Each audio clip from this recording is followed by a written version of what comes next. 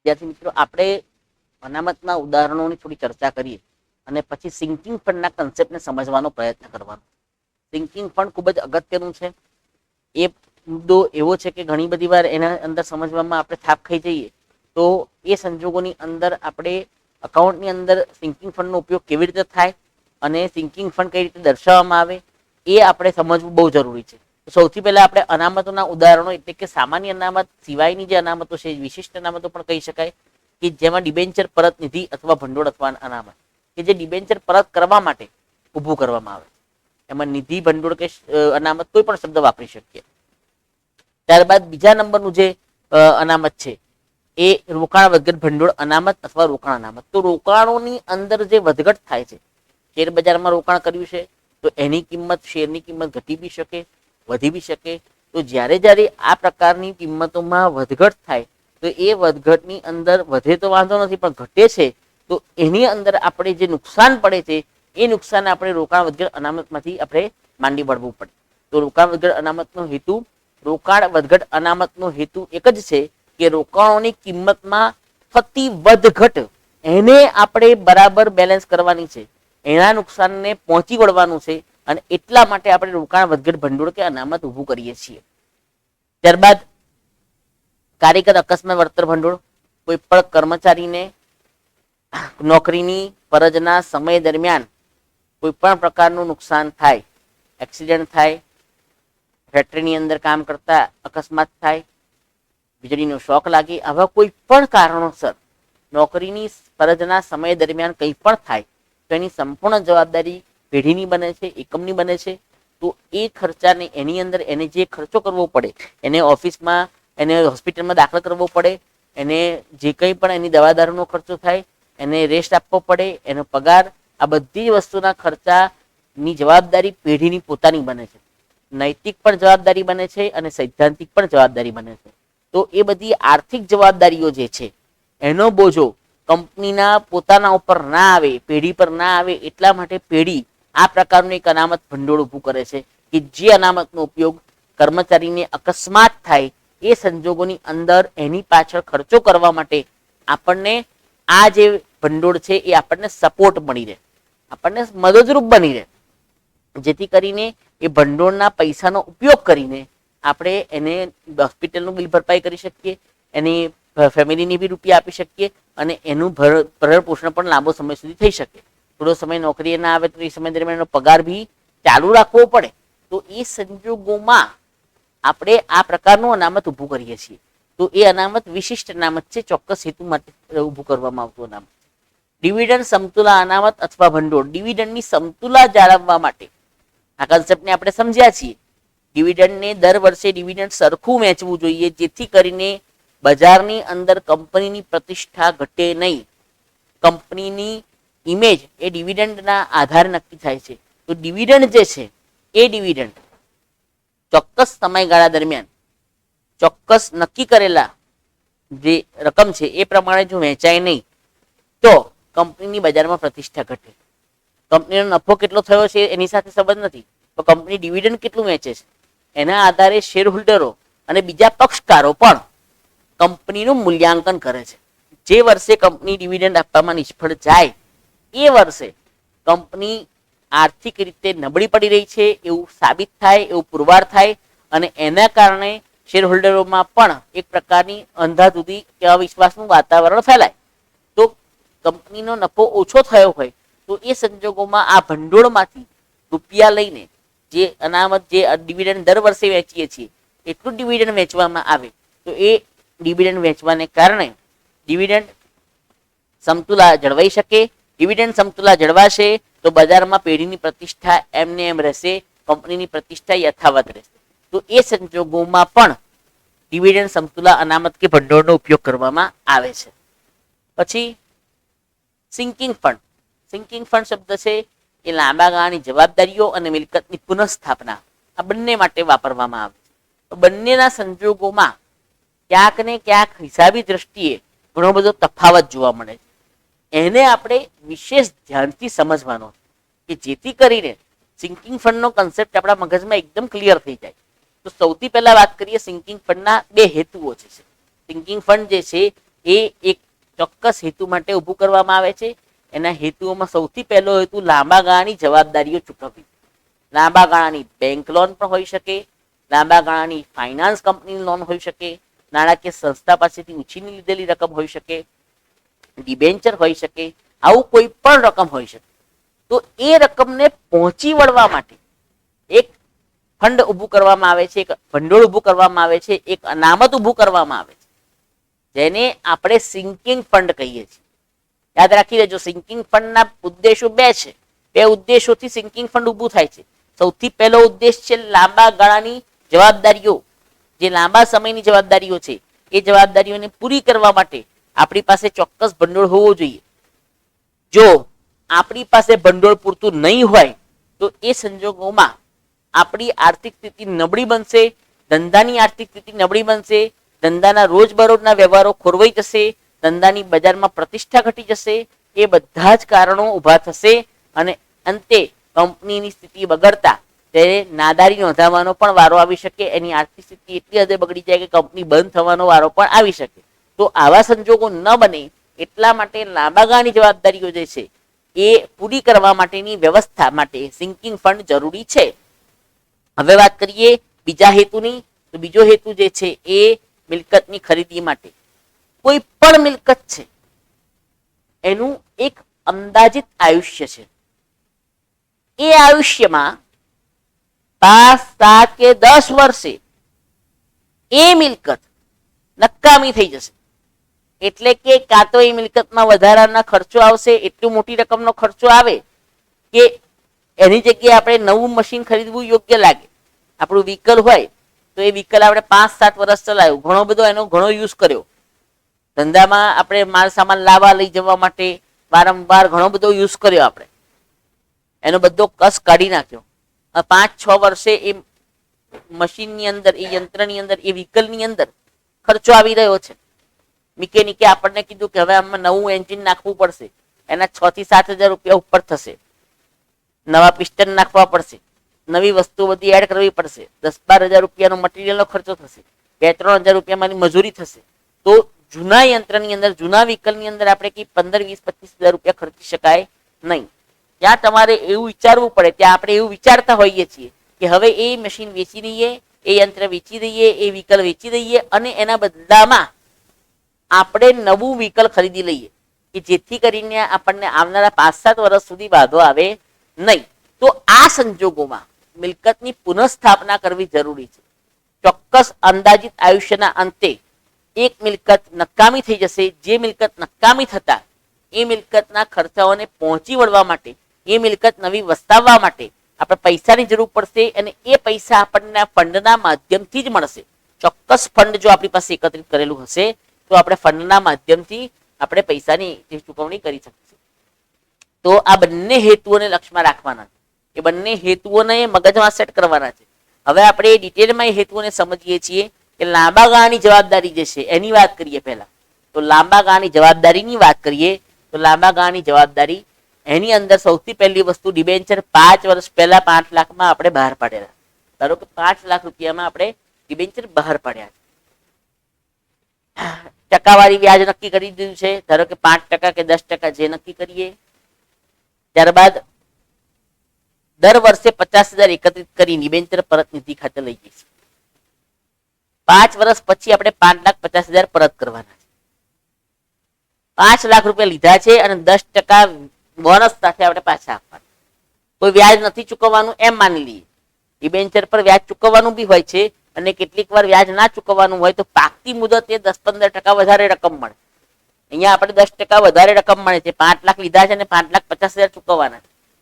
5 લાખ રૂપિયા લીધા છે અને 5,50,000 એટલે 10% વધારો કરીને ચૂકવવાના છે. વચ્ચે કોઈ વ્યાજ નથી ચૂકવવાનું એમ માની લઈએ આપણે. તો દર વર્ષે આપણે 50,000 એકત્રિત કરીને ડિબેન્ચર પરત નિધિ ખાતે લઈ ગયા. હવે તમને એમ થશે કે 50,000 રૂપિયા લઈ જઈશું તો કેવી રીતે મેળ પડશે? 5 વર્ષ સુધીમાં 5,50,000 ભેગા કરવાના છે. 5,50,000 ભેગા કરવાના છે તો 5,50,000 ને 5 વડે ભાગીએ તો 1,10,000 આપણને મળશે. તો દર વર્ષે 1,10,000 લઈ જવા જોઈએ. દર વર્ષે 1,10,000 સાદું ગણિત છે. 5 વર્ષ વડે ભાગી નાખીશું તો તો દર વર્ષે આપણે 1,10,000 રૂપિયા લઈ જવા પડે તો આપણને 5મા વર્ષે 5,50,000 રૂપિયા એકત્રિત થાય. આવું આપણી સાદી ગણતરી છે. આ ગણતરી આપણે સમજીએ છીએ કે તો જ આપણી પાસે રૂપિયા એકત્રિત થશે. પણ સિંકિંગ ફંડના કન્સેપ્ટમાં ક્યાંક જુદું જોવા મળે છે. દર વર્ષે 50,000 રૂપિયા આપણે એકત્રિત કરીએ છીએ અને એ 50,000 રૂપિયા એકત્રિત કર્યા પછી આપણે એ રકમ જે છે એ ડિબેન્ચર પરત નિધિ ખાતે લઈ જઈશું અને પરત નિધિ ખાતે લઈ ગયા પછી એ રકમ જે છે એનું 50,000 નું રોકાણ કરવાનું છે દર વર્ષે. રોકાણ કરવા માટે આપણે ઘણી બધી સરકારી જામીનગીરીઓ પણ છે, શેર બજાર પણ છે. હવે તમને એમ થાય કે સરકારી જામીનગીરીમાં પૈસા સલામત છે, પણ શેર બજારમાં પણ પૈસા સલામત હોઈ શકે. કંપનીના જે સંચાલકો છે એ લોકો સારા નાણાકીય નિષ્ણાતની મદદ લઈને તેને આધારે શેરમાં રોકાણ કરે છે. આડેધડ શેરમાં રોકાણ નથી કરતા. ગમે તે કંપનીના શેર ખરીદી ના લે, પણ એ વ્યક્તિ પાસેથી લાંબા સમયનું વિઝન કે કંપની લાંબા સમય સુધી કેટલી ચાલી શકશે, એ કેટલું ડિવિડન્ડ આપી શકશે, એ કેટલો બોનસ શેર આપી શકશે, એ બધી વસ્તુને ધ્યાનમાં રાખીને એ કંપનીના સંચાલકો એ ડિસિઝન લે છે.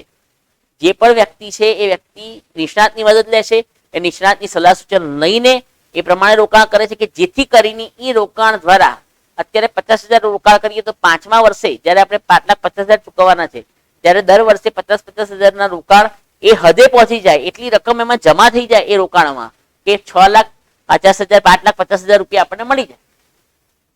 તો 5,50,000 મળે એ માટે આપણે દર વર્ષે 50,000 રૂપિયા એકત્રિત કરીએ છીએ અને એ રકમનું યોગ્ય જગ્યાએ સારી બેંકમાં રોકાણ કરી શકાય, બેંકના શેરમાં રોકાણ કરી શકાય કે જ્યાં પૈસા ડૂબવાની શક્યતા ઘટી જાય, LICના શેરમાં રોકાણ કરી શકાય કે જ્યાં પૈસા ડૂબવાની શક્યતા ઘટી જાય. તો આવા અલગ અલગ શેરના અલગ અલગ ઓપ્શન રોકાણોના મળી રહેશે. એમાં સલામતીની દ્રષ્ટિએ કયું વધારે સારું છે એની બરાબર સમજૂતી મેળવવી પડશે અને એને આધારે આપણે એ રોકાણ ક્યાં કરવું એનું ડિસિઝન લઈશું.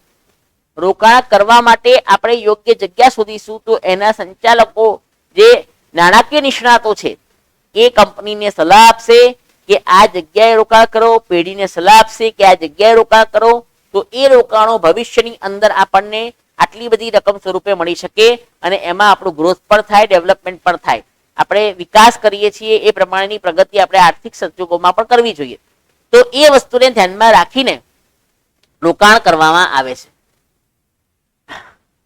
કંપનીના શેરમાં રોકાણ જેની ભવિષ્યમાં કિંમત વધી શકે.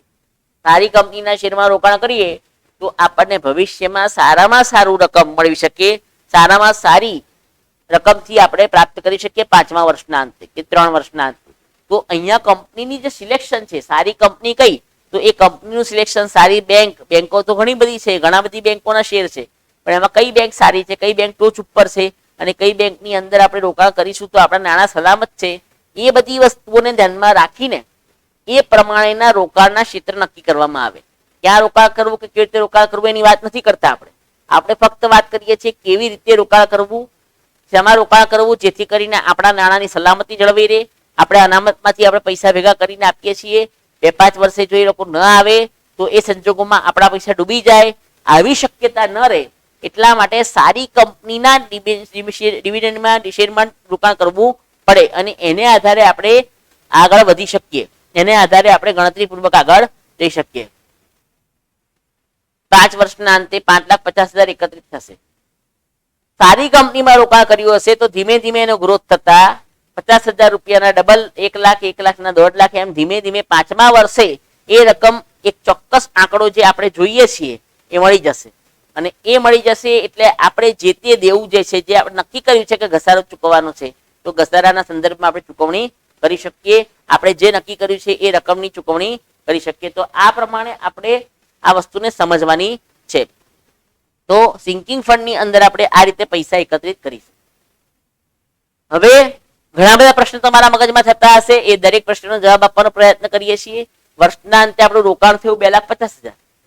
5મા વર્ષ સુધીમાં આપણે દર વર્ષે 50,000 રૂપિયા રોકાણ કર્યું તો 5મા વર્ષે 2.5 લાખ રૂપિયા જ રોકાણ થયું છે. હવે એ 2.5 લાખ રૂપિયા રોકાણ થયું છે તો એ 2.5 લાખ રૂપિયાના રોકાણના આપણને 5,50,000 મળશે. 5,50,000 રૂપિયા આપણને મળશે. એ 5,50,000 રૂપિયાની આપણને જે જરૂરિયાત છે એ આપણી પૂરી થઈ જશે. તો આ પ્રમાણે સિંકિંગ ફંડ કોનામાં વાત કરીએ છીએ? લાંબા ગાળાની જવાબદારીના સંદર્ભમાં વાત કરીએ છીએ. લાંબા ગાળાની જવાબદારી, લાંબા ગાળાની લોન છે એ ચૂકવણીના સંદર્ભમાં આપણે વાત કરીએ છીએ કે 5મા વર્ષના કે 7મા વર્ષના અંતે આપણને ચોક્કસ રકમ મળી. પછી લાંબા ગાળાની જવાબદારીની અંદર સિંકિંગ ફંડ બરાબર ડિબેન્ચર પરત નિધિ અથવા ભંડોળ અથવા અનામત. મોટે ભાગે ડિબેન્ચર એક એવું દેવું હોય છે કે જે લાંબા સમયનું હોય છે. એટલે સિંકિંગ ફંડની અંદર ડિબેન્ચર પરત નિધિ શબ્દ આવી શકે, ડિબેન્ચર પરત ભંડોળ શબ્દ આવી શકે, ડિબેન્ચર પરત અનામત શબ્દ આવી શકે. તો અહીંયા સિંકિંગ ફંડ એટલે શું સમજવાનું છે? કર્મચારીઓના લગતા જે ભંડોળ છે, કર્મચારીઓને લગતા જે શબ્દો છે એ શબ્દોને આપણે અહીંયા સમાવવાના છે, એ શબ્દોને લક્ષમાં રાખવાના છે અને એને આધારે ગણતરી કરવાની છે.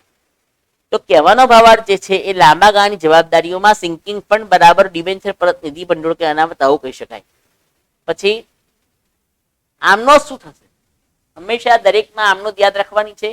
એ આમનોંધને આધારે જ આપણે ગણતરીઓ કરવી પડશે. એ આમનોંધને આધારે ખતમણીઓ થશે. તો આમનોંધ બરાબર યાદ રાખી લેજો. આપણે આમનોંધ જે છે એ નફા નુકસાન ફાળવણી ખાતે ઉધાર તે ડિબેન્ચર પરત અનામત ખાતે, નફા નુકસાન ફાળવણી ખાતે ઉધાર તે સિંકિંગ ફંડ અથવા ડિબેન્ચર પરત અનામત જે પણ નામ આપ્યું હોય એ લેવાનું છે. તો આપણે એ રકમની ચૂકવણી જે છે કરીશું એમાં આમનોંધ બદલાઈ જશે, પણ અત્યારે આપણે જ્યારે લઈએ છીએ ત્યારે નફા નુકસાન ખાતે ઉધાર બતાવવું પડે. તો આ સંજોગોમાં આપણે સિંકિંગ ફંડના કન્સેપ્ટને સમજીએ છીએ. હવે એની અંદર આપણે આ પ્રમાણે આમનોંધ કર્યા પછી પાકા સર્વેની અંદર એની અસરો કઈ રીતે થશે એ આપણે સમજવાનું છે. મૂડી દેવા રકમ, મિલકત એના રકમ, આ રીતના આપણું ફોર્મેશન છે. આપણે વાત કરીએ છીએ સિંકિંગ ફંડ આપણને 50,000 રૂપિયા, પહેલા વર્ષની વાત કરીએ દાખલાની તો 50,000 રૂપિયા આપણે ચૂકવવાના થાય છે. એ 50,000 રૂપિયા જે આપણે એકત્રિત કર્યા છે એ સિંકિંગ ફંડ ખાતે લઈ અને સામે શેરમાં રોકાણ જે છે એ 50,000 રૂપિયા બતાવે. કારણ કે એ રકમ જે વધી જેવી આપણને ત્યાંથી ટ્રાન્સફર કરી આપણા ખાતામાં, એટલે આપણે આપણા ખાતામાં રાખી શકીએ નહીં. આપણા ખાતામાંથી ક્યાં જાય? તો બેંકના ખાતામાં જાય અને એ બેંકના ખાતામાં રૂપિયા પૈસા ભરી દેવા પડે. તો અહીંયા આપણે આ વાત કરીએ એની પાકા સર્વેની અસરો જોઈ. સિંકિંગ ફંડ કે એની બીજું નામ છે ડિબેન્ચર પરત નિધિ કે અનામત કે રોકાણ. શેરમાં રોકાણ કરીએ છીએ. આ સિંકિંગ ફંડ રૂપિયાથી મિલકત જણામાં આપણે શેરમાં રોકાણ તરીકે દર્શાવીશું. અને મૂડી દેવાની અંદર સિંકિંગ ફંડ કોઈ પણ ફંડ હશે ને મોટે ભાગે મૂડી દેવામાં દર્શાવાશે. ડિબેન્ચર પરત ફંડ હોય, ડિબેન્ચર પરત અનામત હોય, પછી મૂડી અનામત હોય, સામાન્ય અનામત હોય, તો આ બધું ક્યાં દર્શાવાશે? એ બધું એક ચોક્કસ જગ્યાએ પાકા સરવૈયામાં મૂડી દેવા બાજુ દર્શાવાશે. તો આ પ્રમાણે આખો કન્સેપ્ટ આપણે સમજી રહ્યા છીએ. બરાબર ધ્યાનથી સમજજો. હવે આ આપણે એની હિસાબી અસરની વાત કરી. હવે એ હિસાબી અસરોને સમજ્યા પછી આપણે આગળ વાત કરીએ છીએ ડિબેન્ચર પરત નિધિ ભંડોળ કે અનામત 5,75,000. હવે એમાંથી ડિબેન્ચર પરત કર્યા. આપણે જે રોકાણ કર્યું એ રોકાણની કિંમત એમાં ઉમેરાતી ગઈ. પહેલા વર્ષે જે રોકાણ કર્યું 50,000 નું એના ઉપર આપણને 5 વર્ષનું વ્યાજ મળશે. સમજી લો, પહેલા વર્ષનું, બીજા વર્ષનું, ત્રીજા વર્ષનું, ચોથા વર્ષનું ને 5મા વર્ષનું. બીજા વર્ષે જેને રોકાણ કર્યું એને બીજો, ત્રીજો ને ચોથો ને 5મો 4 વર્ષનું 4 ચેપ્ટરનું રિવિઝન થશે. એમ થશે તમને કે ઘણી બધી વસ્તુઓ જે છે એ આ રીતે ગણતરીપૂર્વક થશે. તો હવે એ રકમ એકત્રિત થતી 50,000 રૂપિયા એકત્રિત થતા આપણી પાસે એ રકમ ભેગી થઈ છે કે જે રકમ વધી ગઈ છે. શેરમાં કંપનીના શેરના ભાવ સારા છે તો આપણી પાસે ભંડોળ તરીકે 5,75,000 રૂપિયા એકત્રિત થયા. હવે આપણે 5,50,000 ડિબેન્ચર પરત કરી દીધા તો આપણી પાસે જે 25,000 રૂપિયા વધ્યા છે એ આપણે સામાન્ય અનામત ખાતે લઈ જઈએ. આપણે યાદ કરો કે આપણે વધારાની રકમ જે રહે છે એને સામાન્ય ઘર ખર્ચમાં લઈએ છીએ. એમાં અહીંયા પણ વધી ડિબેન્ચર પરત કર્યા પછી એની ચોક્કસ હેતુ માટે રાખેલી અનામતમાંથી ચોક્કસ હેતુ માટેની રકમો ચૂકવી દેવામાં આવે. ત્યારબાદ જે રકમ વધે છે એ રકમને સામાન્ય અનામત ખાતે લઈ જવામાં આવે. કોઈ પણ અનામતની અંદર આ નિયમ લાગુ પડે. કોઈ પણ અનામત હોય અને એની અંદરથી એ જવાબદારી પૂરી કર્યા પછી જે પૈસા બચે છે એની સંપૂર્ણ જવાબદારી સામાન્ય અનામતની છે. એ બધા જ રૂપિયા સામાન્ય અનામતમાં આપી દેવા પડે. તો આ પ્રમાણે સામાન્ય અનામતને આપણે ખાતે લઈ જઈને બાકીની રકમનો જે હિસાબ છે પૂરો કરવાનો છે. એટલે ડિબેન્ચર પરત નિધિ ખાતું બંધ થઈ જશે, કારણ કે ડિબેન્ચર હવે ચોપડે રહ્યા જ નથી. જે વસ્તુ આપણે ચોપડે નથી તેની રિલેટેડ ખાતું પણ ચોપડે રહેશે નહીં. રોકાણો ધારો કે ચોપડે નથી રહેતા તો રોકાણ વગર અનામત પણ ચોપડે રહેશે નહીં. તો આ વસ્તુને બરાબર સમજવાની છે, જેની અંદર આપણે સામાન્ય અનામત ખાતે છેલ્લી રકમ લઈ જઈએ. હવે વાત કરીએ છીએ આગળ યંત્રની પડતર કિંમત જે છે એ 30,000 રૂપિયા છે એમ માની લઈએ. દર વર્ષે આપણે ઘસારો 5% લેખે ગણતા જઈએ. 60,000 રૂપિયા લેખે ગણીએ તો 10% લેખે ગણીએ તો 3,000 રૂપિયા ગણાશે. 10% લેખે ગણતરી કરવાની છે તો 3,000 રૂપિયા ગણાશે. બીજા વર્ષે 27,000 રૂપિયા બાકી રહેશે, એની ગણતરી કરીશું તો એના ઉપર પાછા 3,000 રૂપિયા ઘસારો બાદ થશે. દર વર્ષે ઘસારો સરખો રહેશે. ત્યારબાદ 24,000 રૂપિયા રહેશે. એ 24,000 રૂપિયામાંથી 3,000 રૂપિયા બાદ થશે તો 21,000 રૂપિયા રહેશે. તો હવે આ રકમ તો આપણે દર વર્ષે બાદ કરતા જઈએ. આ ઘસારો જે છે એ બિન રોકડ ખર્ચ છે. આપણે એની નોંધ કરીશું, સમજી લેજો બરાબર. આપણે એની નોંધ કરીશું. મિલકત ખરીદી માટે આપણે વાત કરી રહ્યા છીએ, બરાબર સમજો. મિલકત ખરીદી માટે આપણે સિંકિંગ ફંડની વાત કરી રહ્યા છીએ. લાંબા ગાળાની જોગવાઈ માટે વાત કરીએ, હવે મિલકત ખરીદીની વાત કરીએ. હવે આખો કોન્સેપ્ટ સમજો બરાબર. અહીંયા આપણે નોંધ કરીએ છીએ માઇનસ, પણ એ રકમ રોકડ ખર્ચ નથી. જેમ બીજા બધા ખર્ચાઓ ચૂકવાય છે, બીજા બધા ખર્ચાઓ ચૂકવાય છે, વીજળી બિલ ચૂકવાય છે, ટેલિફોન બિલ ચૂકવાય છે, સ્ટેશનરી બિલ ચૂકવાય છે, પણ આ ઘસારો ક્યાંય ચૂકવાતો નથી. કોઈ જગ્યાએ રોકડ સ્વરૂપે ચૂકવાતો નથી. દર વર્ષે એને ઘસારા પેટે બાદ કરીએ છીએ. એમાં એક કન્સેપ્ટ એ બી છે કે આપણે જે મિલકત ખરીદી, જે મિલકત આપણે ખરીદી છે 30,000 રૂપિયાની, એ મિલકત નો ખર્ચો એ વર્ષ દરમિયાન કરી દીધો હોય. આપણે જયારે મિલકત ખરીદીએ ત્યારે એનું પેમેન્ટ કરી દેવું પડે, પણ આપણને એનો લાભ કેટલા વર્ષ સુધી મળવાનો છે? તો 10 વર્ષ સુધી મળવાનો છે. ધારો કે તો દર વર્ષે 30,000 ના ભાગ્યા 10 એટલે દર વર્ષે 3,000 રૂપિયા આપણે ઘસારા સ્વરૂપે માંડી વાળીએ છીએ. અને આ 3,000 રૂપિયા આપણે ઘસારા તરીકે બાદ કરતા કરતા છેલ્લે એની કિંમત શૂન્ય થઈ જશે. હજી ઘસારાની અંદર 3,000 બાદ કરતા જઈશું તો એક લેવલ એવું આવશે કે છેલ્લે 3,000 - 3,000 એટલે 0 કિંમત થઈ જશે. પણ ઘસારો બિન રોકડ ખર્ચ એટલે ક્યાંય રોકડમાં ચૂકવાતો નથી. તો કંપની કે પેઢી શું કરશે કે આ જે ઘસારા તરીકે બાદ કરે છે જે રકમ, એ રકમને એટલી રકમ કોઈ એક જગ્યાએ ભેગી કરશે, સિંકિંગ ફંડમાં ભેગી કરશે. દર વર્ષે 3,000 રૂપિયા ભેગા થતા જશે. હવે 10મા વર્ષના અંતે જ્યારે આપણે મિલકત નકામી થઈ ગઈ, બિનજરૂરી થઈ ગઈ, આપણે પૈસાની જરૂરિયાત ઊભી થઈ નવી મિલકત ખરીદવા માટે, તો એ સંજોગોમાં આપણને આજે દર વર્ષે 3,000 રૂપિયા જે બાજુ પર રાખેલી રકમ છે, જે અનામત તરીકે રાખેલી રકમ છે, એ આપણને કામ લાગી જશે. અને એ રકમમાંથી આપણે સરળતાથી નવું મશીન ખરીદી શકીશું, નવી મિલકત ખરીદી શકીશું. તો કહેવાનો ભાવાર્થ એ છે કે મિલકતના સંદર્ભમાં આપણે મિલકતની ખરીદી કરીએ છીએ, એ ખર્ચો એક વર્ષ દરમિયાન કરીએ છીએ, પણ એનો લાભ વર્ષો સુધી મળવાનો છે. ઘસારા તરીકે જે બાદ કરીએ છીએ એ બિન રોકડ ખર્ચ છે, એટલે ક્યાંય કોઈ રકમ ચૂકવાતી નથી. પણ નથી ચૂકવાતી, પણ એટલી રકમ આપણે સાઈડ પર રાખી મૂકવી જોઈએ, જેથી કરીને આપણું એક સિંકિંગ ફંડ મજબૂત બની શકે. મિલકત ખરીદી માટે આપણે સિંકિંગ ફંડ કરવું છે, તો મિલકતની ખરીદી માટે સિંકિંગ ફંડ ઊભું કરીએ છીએ, અને એ રકમમાંથી પછી આપણે નવી મિલકત યોગ્ય ખરીદીશું. તો આ પ્રમાણે આખી યંત્રની ગણતરી આપણે જોઈ છે. એ પ્રમાણે યંત્રવાદી ઘસારો બાદ કરતા કરતા આગળ જાય છે.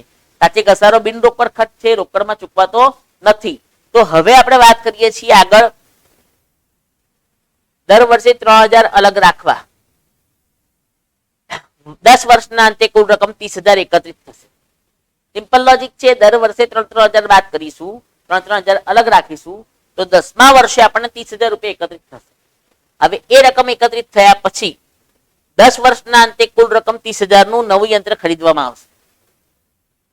જે રકમ આપણે એકત્રિત કરી છે એ રકમમાંથી જ આપણે નવું યંત્ર ખરીદીશું, અને એ નવું યંત્ર ખરીદવા માટે આપણને પૈસાની વ્યવસ્થા અહીંયાથી મળશે. આ ચોક્કસ હેતુ માટે આપણે ઊભું કર્યું છે અને એ રકમ જે છે આપણને અહીંયાથી મળશે. હવે મિલકત ખરીદી માટે આપણે જયારે વાત કરીએ છીએ ત્યારે સિંકિંગ ફંડને એકત્રિત ઘસારો પણ કહીએ છીએ. આપણે ઘસારાના ચેપ્ટરમાં જોઈ ગયા છે એકત્રિત ઘસારો, ક્યુમ્યુલેટિવ ડિપ્રિસિએશન જેને કહેવાય. એકત્રિત ઘસારો, દર વર્ષે ઘસારો એકત્રિત થતો જાય અને પછી 10મા વર્ષના અંતે એ રકમ મોટી થઈ જાય અને એ રકમ જે છે એકત્રિત ઘસારો કહેવાય. અહીંયાથી આપણે ઘસારો પ્લસ એ દર વર્ષનો ગણતા ગણતા આપણે ભેગો કરતા જઈએ છીએ એટલે એકત્રિત ઘસારાની મેથડ પણ કહી શકાય. સિંકિંગ ફંડ એટલે એકત્રિત ઘસારો, સિંકિંગ ફંડ એટલે એકત્રિત ઘસારો અને એ પ્રમાણે એની ગણતરી કરીને આપણે જવાબો મેળવવા પડે. તો આ પ્રમાણે મિલકત ખરીદી માટે સિંકિંગ ફંડ, સિંકિંગ ફંડના બે ઉદ્દેશ છે, લાંબા ગાળાની જોગવાઈઓ અને ટૂંકા લાંબા ગાળાની જોગવાઈઓ માટે, જવાબદારીઓ માટે અને મિલકતની ખરીદી માટે. તો એ સંજોગોમાં આપણે મિલકત ખરીદી માટે આપણે આ પ્રમાણે સિંકિંગ ફંડને એકત્રિત ઘસારા તરીકે પણ ઓળખી શકીએ. એ ઘસારા જેટલી રકમ આપણે એકત્રિત કરતા જઈએ છીએ અને એ સંજોગોમાં એ રકમ એક લેવલ પર એટલી થાય કે આપણે નવી મિલકત ખરીદવા માટે સક્ષમ બની શકીએ. એટલું આપણી પાસે અનામત ભંડોળ ઊભું થયું હોય. હવે વાત કરીએ તો એની આમનો શું થાય? તો આમનો જે છે એ નફા નુકસાન ખાતે, ઉધાર, તે સિંકિંગ ફંડ અથવા એકત્રિત ઘસારા ખાતે. બરાબર ધ્યાન રાખજો, નફા નુકસાન ખાતે, ઉધાર, તે સિંકિંગ ફંડ અથવા એકત્રિત ઘસારા ખાતે. આપણે લાંબા ગાળાની જોગવાઈઓની વાત કરી ત્યારે નફા નુકસાન ફાળવણી ખાતે ઉધાર કરી. બરાબર ધ્યાનથી સમજી લેજો વિદ્યાર્થી મિત્રો, ક્યાં કન્ફ્યુઝન ન થાય. આપણે જ્યારે આ આમનોંધ કરી ડિબેન્ચર પરત અનામતની, ત્યારે નફા નુકસાન ફાળવણી ખાતે ઉધાર, તે સિંકિંગ ફંડ, ડિબેન્ચર પરત અનામત ખાતે આ પ્રમાણે નોંધ કરી. હવે આપણે અત્યારે જે સિંકિંગ ફંડ ની અંદર જ બીજી નોંધ કરીએ છીએ બીજા હેતુ માટે. અહીંયા હેતુ બદલાઈ જાય છે, અહીંયા હેતુ બદલાઈ જાય છે. અહીંયા લાંબા ગાળાની જવાબદારી માટે હતું, હવે આપણે વાત કરીએ છીએ લાંબા ગાળાની જવાબદારીમાંથી નીકળીને આપણે ગયા છીએ મિલકતની ખરીદી માટે. મિલકતની ખરીદી પછી આપણે જે આમનો સમજવાની છે એ આ છે, નફા નુકસાન ખાતે, ઉધાર, તે સિંકિંગ ફંડ અથવા એકત્રિત ઘસારા ખાતે. તો અહીંયા નફા નુકસાન ખાતેથી ફાળવવાનું છે. નફા નુકસાન ખાતું ઉધાર થાય છે અને એકત્રિત ઘસારો અને સિંકિંગ ફંડ ખાતું જમા થાય. તો ક્યારે નફા નુકસાન ફાળવણી ખાતે ઉધાર થાય અને ક્યારે નફા નુકસાન ખાતે ઉધાર થાય એ બરાબર સમજવું જરૂરી છે. કારણ કે જો એમાં કન્ફ્યુઝન થશે તો પછી એ પ્રકારની આમનોંધ ખોટી પડશે, એ પ્રકારના એમસીક્યુ ટાઈપના કોઈ ક્વેશ્ચન આવતા હશે તો એ ખોટા પડશે. તો એ સંજોગોની અંદર આપણે એ બરાબર ધ્યાનથી સમજી લેવાનું છે કે ક્યારે એનો ઉપયોગ થાય છે, નફા નુકસાન ખાતાનો ઉપયોગ ક્યારે થાય છે એ આપણે સમજવાનું છે અને એ પ્રમાણે એની હિસાબી નોંધો પણ કરવાની આવે. તો આ સિંકિંગ ફંડની વાત કરીએ. આગળ વાત કરીએ તો સિંકિંગ ફંડ જે છે 30,000 રૂપિયા છે અને ધારો કે નવું યંત્ર એ વખતે ખરીદવા ગયા ત્યારે આપણને ઓળખીતામાં ડિસ્કાઉન્ટમાં આપણને 25,000 રૂપિયામાં યંત્ર પડ્યું. હવે 25,000 નું યંત્ર પડ્યું છે તો 30,000 રૂપિયા આપણે એકત્રિત કરેલા. 25,000 રૂપિયામાં યંત્ર મળ્યું તો 5,000 રૂપિયા આપણને બચે છે, 5,000 રૂપિયા આપણા વધે છે.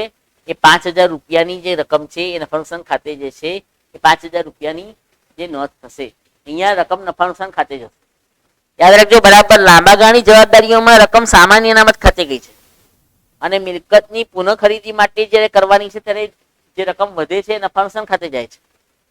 એટલે ક્યાંક ને ક્યાંક બંને હેતુની અંદર ક્યાંક ને ક્યાંક નાના મોટા ડિફરન્સીસ આવી રહ્યા છે. તો એ ડિફરન્સીસ જે છે એ આપણે સમજવાના છે, એને આપણે ધ્યાનથી મગજમાં ઉતારવાના છે. કઈ રીતે એની ગણતરી થશે, કઈ રીતે આપણે એની નોંધ કરીશું, કઈ આમનોંધથી નોંધ કરીશું, તો અહીંયા નફા નુકસાન ખાતે આપણે લઈ જઈશું.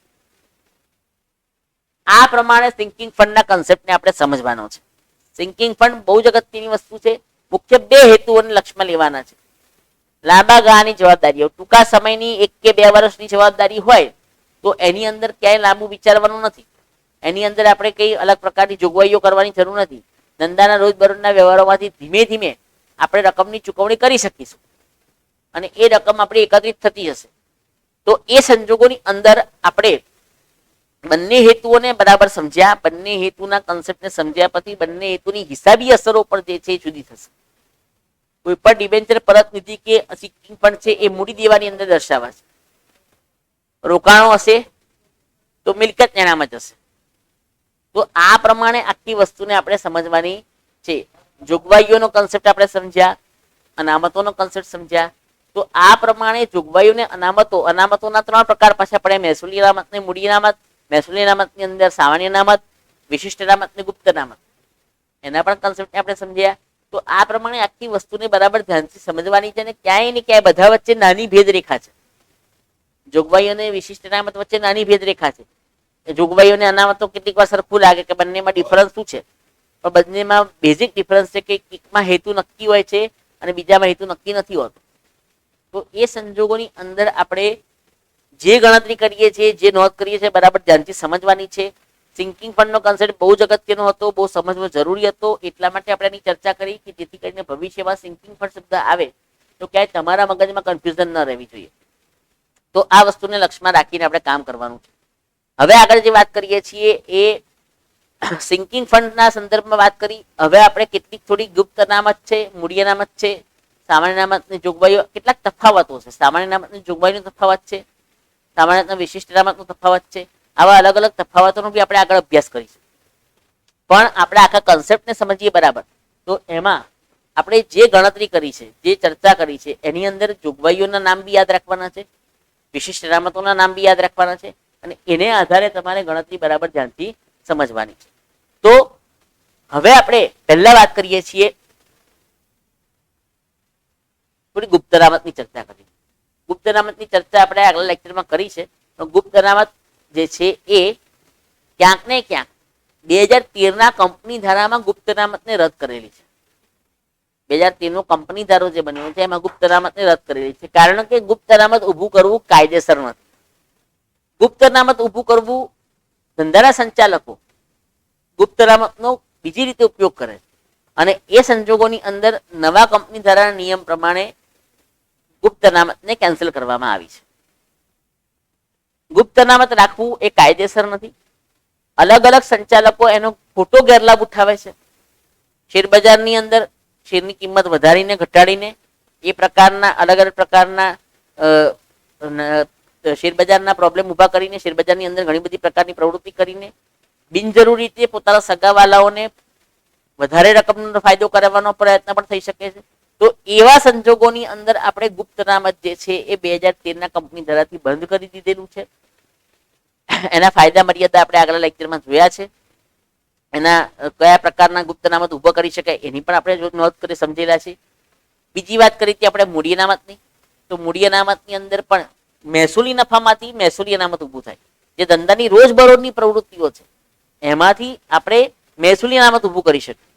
અને જે રોજબરોજની પ્રવૃત્તિઓ નથી, ફક્ત કોઈક જ વાર પ્રવૃત્તિ આપણે ઉદ્ભવે છે. નોંધણી પહેલાનો નફો, કંપનીની નોંધણી થઈ ગઈ, કંપનીની શરૂઆત થઈ, તો કંપની નોંધણી માટે પ્રોસેસ કરેલી છે અને એ કંપની નોંધણી માટે જે પ્રોસેસ કરેલી છે હજી નોંધાયું નથી. એ સમય દરમિયાન એને જે ઓર્ડર મળ્યા અને એ ઓર્ડરના સંદર્ભમાં એણે જે રકમની ગણતરી કરીને ચૂકવણી કરી અથવા જે રકમો પ્રાપ્ત કરી એ બધી જ રકમો મૂડી નફો છે. નોંધણી પહેલા જ્યાં સુધી કંપની નોંધણી નથી થઈ ત્યાં સુધીમાં જે નફો પ્રાપ્ત થયો છે એ મૂડી નફો છે. કાયમી મિલકતો વેચતા થયેલો નફો, 5, 7 કે 10 વર્ષે ઓફિસનું રિનોવેશન કરાવવામાં આવે, જૂનું ફર્નિચર કાઢીને નવું ફર્નિચર લેવામાં આવે, તો એ જૂનું ફર્નિચર વેચતા જે નફો થાય છે, જે રકમ મળે છે, એ બધી રકમો આપણે મૂડી અનામત તરીકે ઓળખવી પડે. મૂડી આવક અને મહેસૂલી આવકનો કન્સેપ્ટ પણ એના જેવો જ છે. રોજબરોજની ધંધા કે પ્રવૃત્તિઓમાંથી થતી આવક એટલે મહેસૂલી આવક. રોજબરોજની પ્રવૃત્તિઓમાંથી ન ઉદ્ભવતી હોય, ફક્ત કોઈક જ વાર ઉદ્ભવતી હોય, તો એવી આવકો એ મૂડી આવકો છે અને એ મૂડી આવકોમાંથી મૂડી અનામત ઊભું કરવામાં આવે છે. મહેસૂલી આવકમાંથી મહેસૂલી અનામત ઊભું કરવામાં આવે છે. તો આ પ્રમાણે મૂડી અનામતની પણ વાત આપણે સમજ્યા કે મૂડી અનામત જે છે એ ધંધાકીય એકમની પ્રવૃત્તિઓ જે છે એમાં અમુક અમુક પ્રકારની પ્રવૃત્તિઓમાંથી મૂડી નફો ઉદ્ભવે છે અને એમાંથી મૂડી અનામત ઊભું કરીએ. એના કોઈ ચોક્કસ હેતુઓ રાખેલા છે કે જે હેતુઓને આધારે એ હેતુઓમાં જ એની ચૂકવણી થઈ શકે. જેમ આપણે વાત કરી કે સામાન્ય અનામત જે છે, સામાન્ય અનામતના હેતુ આપણે જોયા કે સામાન્ય અનામતની અંદર આપણે જોયું કે જે હેતુઓ આપણે સિદ્ધ કરેલા છે. સામાન્ય અનામતના ઉદાહરણો જોયા. સામાન્ય અનામતના હેતુઓની અંદર આપણે વાત કરી કે આ પ્રકારના હેતુઓ માટે આપણે મહેસૂલી અનામત જે છે વાપરી શકીએ છીએ. એ હેતુ આપણે કોઈ પણ હેતુ માટે વાપરી શકીએ છીએ કે આર્થિક સદ્ધરતા માટે, આકસ્મિક ખર્ચ કે નુકસાન, ડિવિડન્ડ વેચવા, ધંધાના ભાવિ વિકાસ માટે અને બોનસ છે. આવા કોઈ પણ હેતુ માટે આપણે સામાન્ય અનામત વાપરી શકીએ. પણ વિશિષ્ટ અનામત જે છે એ ચોક્કસ હેતુ માટે જ વાપરી શકીએ. વિશિષ્ટ અનામતનો કોઈ ચોક્કસ હેતુ છે અને એ હેતુ પાછળ આપણે એ પૈસાની રકમને વાપરી શકીએ છીએ. એ સિવાય અન્ય કોઈ હેતુ માટે આપણે પૈસા વાપરી શકતા નથી. તો આવી રીતે મૂડી અનામતના પણ ચોક્કસ હેતુઓ છે અને એ રકમો એમાંથી ચૂકવવામાં આવે. નાણાકીય સદ્ધરતા, આકસ્મિક ખર્ચ, ડિવિડન્ડ વેચવા, ભાવિ વિકાસ અને શેર બોનસ છે એ કોઈ પણ હેતુ માટે સામાન્ય અનામતના પૈસા વાપરી શકે. મૂડી અનામતના પૈસા ચોક્કસ હેતુ માટે જ વાપરી શકે. કેટલાક કોમન હેતુઓ માટે એ પૈસા વાપરી શકાતા નથી. વિશિષ્ટ અનામતની જોગવાઈઓ એવી છે કે એ ચોક્કસ હેતુ માટે ઊભું કરેલી અનામત છે. તો એનો ચોક્કસ હેતુ જે છે એના માટે જે પૈસાને વાપરી શકે. અને ત્યારબાદ જો પૈસા બચતા હોય તો પછી એને સામાન્ય અનામત ખાતે લઈ જવા પડે. વધારાની રકમ. તો આ જે છે ગણતરીઓ બરાબર ધ્યાનથી સમજવી પડે. થિયરીના કન્સેપ્ટ છે પણ એક એક કન્સેપ્ટને આપણે ધ્યાનથી સમજવાનો પ્રયત્ન કરીએ. દરેકે દરેક કન્સેપ્ટને બરાબર ધ્યાનથી સમજવાનો પ્રયત્ન કરીએ. હવે આપણે ફંડ કે ભંડોળ શબ્દ કોઈ અનામતની પાછળ ક્યારે વાપરી શકીએ? જ્યારે આપણે એ અનામતની રકમ ધંધાની બહાર રોકાણ કરી હોય, ધંધાની બહારના રોકાણોમાં આપણે ઉપયોગ કર્યો હોય, તો એ સંજોગોમાં આપણે એ અનામત માટે ફંડ કે ભંડોળ શબ્દ વાપરી શકીએ. આપણી પાસે જે અનામત તરીકે રકમ રાખી પડી રહી છે એ રકમ પડ્યા તો વધવાની નથી. એ રકમનો ઉપયોગ આપણે ક્યાંક બીજી કોઈ જગ્યાએ ઇન્વેસ્ટ કરીશું તો એ રકમ એકત્રિત થશે. જેમ આપણે હમણાં જ ઉદાહરણ વાત કરી, 50,000 રૂપિયા દર વર્ષે ફાળવી દેવાના અને એનું શેરમાં રોકાણ કરવાનું. સારી કંપનીના શેરમાં રોકાણ કરીએ તો 5-7 વર્ષ પછી એ શેરની કિંમત વધતા આપણને વધારે સારી રકમ મળશે. અત્યારે 50,000 રૂપિયા છે તો પછી 5 વર્ષ પછી આપણને 1 લાખ રૂપિયા મળશે. તો એવી ગણતરી સાથે આપણે ગણતરી કરી હોય તો એ વસ્તુ જે છે એ ખાસ ભંડોળો કે અનામત જે છે એ અનામતના સંદર્ભમાં આપણે સમજૂતી મેળવવી પડે. તો અનામતો જે છે એને આપણે ફંડ કે ભંડોળ શબ્દ ત્યારે જ વાપરી શકીએ જ્યારે ધંધાની બહાર એનું રોકાણ કર્યું હોય. સરકારી જામીનગીરીઓ છે, ફિક્સ ડિપોઝિટ છે, સારી કંપનીના શેર છે, સારી કંપનીની જાહેર થાપણો છે, તો આવી કોઈ પણ જગ્યાએ આપણે રોકાણ કર્યું હોય તો એ સંજોગોમાં આપણે એની પાછળ ફંડ કે ભંડોળ શબ્દ વાપરી શકીએ. એ શબ્દો વાપરવા પાછળનો હેતુ જ્યારે બી એ ફંડ કે ભંડોળ શબ્દ વપરાય તો આપણે સમજી લેવાનું છે કે એ રકમો જે છે એ રકમોનું ધંધાની બહાર રોકાણ થયેલું છે. ધંધાના અંદર રોકાણ જે થાય એને આંતરિક રોકાણ કહેવાય, એને નફાનું પુનઃરોકાણ કહેવાય. નફો થાય પછી એ જ રકમ ધંધામાં લગાવી દેવામાં આવે, ધંધાની શક્તિને બમણી કરવા માટે લગાવી દેવામાં આવે. તો એ સંજોગોમાં ધંધાકીય એકમને મજબૂત બનાવવા માટે ઉપયોગ થાય છે. એને નફાનું પુનઃરોકાણ કહેવાય. બહાર જે રોકાણ થાય છે એ રોકાણ જે છે એ સલામત રોકાણ હોય છે. કંપની કોઈ પેઢી કે કંપની કોઈ રોકાણ કરે છે તો એ અસલામત નથી કરતી. સરકારી જામીનગીરી એટલે સરકારના, જેના પૈસા ક્યાંય ડૂબવાની શક્યતા નથી. સરકારના બોન્ડ, આરબીઆઈના બોન્ડ હોય છે, નાબાર્ડ નેશનલ એગ્રીકલ્ચર બેંકના બોન્ડ હોય છે, આઈડીબીઆઈ બેંકના બોન્ડ હોય છે. એવા સરકારી બેંકોના બોન્ડ જે છે એ બોન્ડની અંદર રોકાણ કરે. સરકારી જામીનગીરી નર્મદા નિગમ એના બોન્ડમાં રોકાણ કરે. તો આવી જગ્યાએ અલગ અલગ જગ્યાએ રોકાણ કરવામાં આવે તો સલામત રોકાણ છે. ત્યાં પૈસા ડૂબવાની કોઈ શક્યતા રહેતી નથી. અને એ પૈસા ડૂબવાની શક્યતા નથી રહેતી તો એ સંજોગોની અંદર આપણા નાણાં સલામત અને ચોક્કસ મુદતના અંતે આપણને એ રકમો પાછી મળી જવાની છે. આપણે જે નિશ્ચિત કર્યું છે એ પ્રમાણે આપણને રકમ પાછી મળવાની છે. પોસ્ટ ઓફિસની અંદર પણ ઘણા બધા રોકાણના ઓપ્શન જોવા મળે છે. પીપીએફ ખાતું છે, પોસ્ટલ સેવિંગ સ્કીમ છે, પછી મંથલી ઇન્કમ સ્કીમ છે. એવી ઘણી બધી સ્કીમોની અંદર રિકરિંગ ડિપોઝિટ છે, રિકરિંગ ખાતું છે. તેવા અલગ અલગ ઓપ્શનની અંદર રોકાણ કરીને નાણાકીય સલામતી જાળવી શકાય અને ભવિષ્યની અંદર એ રકમ ગ્રોથ કરતા એ રકમ પડ્યા વધવાની નથી. આપણે જો એ રકમનું ઇન્વેસ્ટમેન્ટ કરીશું તો ઇન્વેસ્ટમેન્ટના આધારે આપણને જે કંઈ પણ એનું વળતર મળશે એ વળતરથી આપણે એ રકમને વધારે સમૃદ્ધ બનાવી શકીએ, એ ભંડોળને વધારે મજબૂત બનાવી શકીએ. તો એ સંજોગોની અંદર આપણે અનામતની પાછળ આપણે ભંડોળ શબ્દ વાપરતા હોઈએ છીએ. તો આ બધી વસ્તુને લક્ષ્યમાં રાખીને જોગવાઈઓને અનામતના કન્સેપ્ટને સમજવાનું. જોગવાઈઓ અને અનામતો બધું જ પાકા સરવૈયાની અંદર મૂડી દેવા બાજુ દર્શાવવામાં આવે. સિંકિંગ ફંડ હોય, ચોક્કસ હેતુ માટેનું ફંડ હોય, ચોક્કસ હેતુ માટેની જોગવાઈ છે, વિશિષ્ટ અનામત છે. આ બધાની અસરો પાકા સરવૈયામાં મૂડી દેવા બાજુ થતી હોય છે. અને એ મૂડી દેવા બાજુએ એ ખરેખર ધંધાના માલિક પ્રત્યે જે દેવું છે એ મૂડી છે, પણ ધંધાનું બહારના પક્ષકારો પ્રત્યે જે દેવું છે એ દેવા તરીકે દર્શાવાય. અને એમાં લાંબા ગાળાના ટૂંકા ગાળાના બધા દેવાનો સમાવેશ થઈ જાય. તો મૂડી દેવા રકમ ને મિલકત રકમ, આ કન્સેપ્ટ બહુ ધ્યાનથી સમજજો ને સાંભળજો. મૂડી દેવા રકમ ને મિલકત રકમ જે છે એ રકમો જે છે એ રકમો એ જે વિગતો જે છે એ પાકા સર્વેની આર્થિક સ્થિતિ દર્શાવે છે.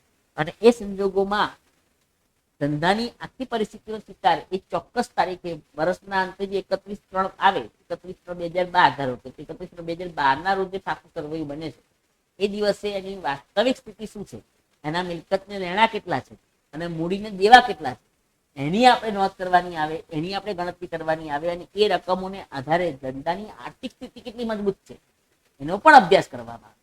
તો એ પ્રમાણે આપણે એ વસ્તુને સમજવી પડે. હવે અહીંયા બધી વસ્તુઓ આપણે પાકા સર્વેમાં મૂડી દેવા દર્શાવી, પણ એ ફંડના રોકાણો હોય, ચોક્કસ હેતુ માટે જે ફંડ રાખ્યું છે, જોગવાઈઓ કરી છે, એના રોકાણો કર્યા હોય તો એ મિલકત એના બાજુ ઉપર દર્શાવવા.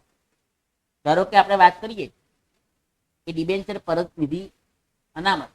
ડિબેન્ચર પરત નિધિ અનામત આપણે ઊભું કર્યું, સિંકિંગ ફંડ ઊભું કર્યું, તો એ સિંકિંગ ફંડ આપણે દર્શાવ્યું મૂડી દેવા બાજુ, પણ એ સિંકિંગ ફંડના રોકાણો જો કર્યા હશે તો એ રોકાણો મિલકત એના બાજુ દર્શાવવા.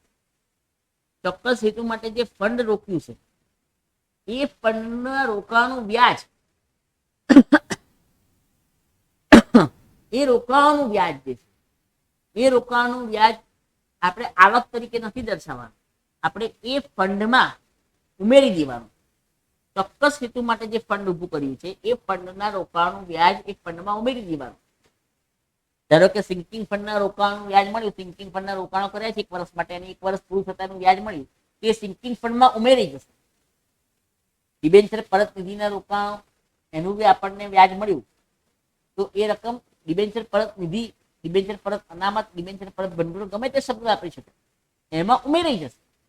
તો આ બધી હિસાબી અસરોને પણ બરાબર ધ્યાનથી સમજવાની કે જેથી કરીને એ બધી રકમો કઈ રીતે એની અસરો થાય છે. આપણે અનામતોના કારણે સમજ્યા, પણ અનામતોની અસરો કઈ કઈ થાય છે એ આપણે સમજવાની છે. તો એ પાકા સરવૈયાની અંદર વાર્ષિક હિસાબોની અંદર આ વસ્તુની નોંધ થતી હોય. તો વાર્ષિક હિસાબોમાં આપણે મૂડી દેવા સાઈડ ઉપર અનામત દર્શાવીએ છીએ, અનામતના રોકાણો જે છે એ મિલકતના સાઈડ ઉપર દર્શાવીએ છીએ. કોઈ પણ રોકાણો હોય મિલકતના સાઈડ ઉપર દર્શાવવામાં આવે, કારણ કે રોકાણો મિલકત છે અને એ રોકાણો જે વ્યાજ છે એ વ્યાજ એ જે તે ફંડમાં મૂડી દેવા બાજુએ જે તે ફંડમાં ઉમેરી દેવામાં, એ આવક તરીકે ધંધામાં લઈ શકાય નહીં. તો ચોક્કસ હેતુ માટે જે ફંડ રોકેલું છે એ રોકેલું ફંડ જે છે એના જે વ્યાજ છે, એનું જે વ્યાજ છે એ વ્યાજ જે તે ફંડમાં ઉમેરી દેવામાં આવે, કારણ કે એ ફંડમાં તો જ એ રકમ વધતી જશે. એ ફંડના રોકાણ વ્યાજ ભેગું થશે, એ ફંડની રકમ ભેગી થશે અને એમ કરતા એ ફંડની રકમ ધીમે ધીમે મોટી એકત્રિત રકમ થશે. તો એ ફંડના રોકાણનું વ્યાજ ફંડમાં ઉમેરી દેવું પડે. તો આ રીતે આપણે આખી વસ્તુને સમજ્યા. બરાબર ધ્યાનથી સમજવાનું છે, બરાબર મગજમાં ઉતારી લેજો. થિયરીના કન્સેપ્ટ છે પણ વારંવાર વાંચવાથી, સમજવાથી ને આપણા વિડીયોઝ પણ એટલા સરસ રીતે બનાવેલા છે કે જેથી તમે વારંવાર જોશો તો ઘણી બધી વસ્તુ તમને સમજ પડશે. એટલે ખાસ લાઈક, શેર અને કમેન્ટ કરવાનું ભૂલતા નહીં. વધુ ને વધુ વિદ્યાર્થીઓ આપણી સાથે જોડાય એવો પ્રયત્ન કરજો. Good day, have a nice day.